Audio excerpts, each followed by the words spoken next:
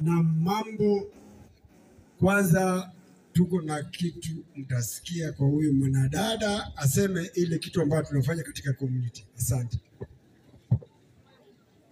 Afya yetu, jukumu letu. Jukumu letu. Afya yetu mashinani. Our chief guest of honor today, all protocols observed, ladies and gentlemen, good morning.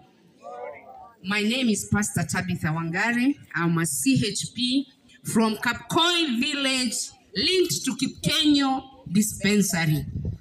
Today, we are very grateful to be in this field. It is a day like today that our president, His Excellency Dr. William Samoei Arap Ruto, recognized our efforts and felt it good to change us from volunteers to health promoters. We are very grateful about that, and we promise as community health promoters to do our best to promote health in our communities. I want to talk about a disease that is killing antimicrobial resistance in the year 2019 alone. So, the project that we are taking today is about the AMR. Asante.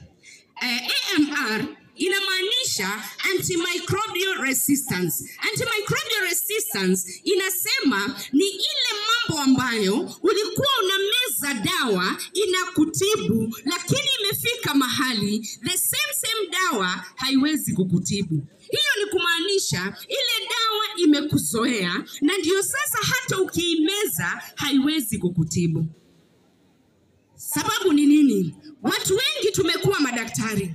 Mimi nikiumwa na kichwa leo, sijui sababu ambayo inafanya niumwe na kichwa. Na kichwa kinaweza kuwa na sababu nyingi za kuniuma. Probably niko na stress, ama niko na dehydration, ama tumbo yangu iko na shida.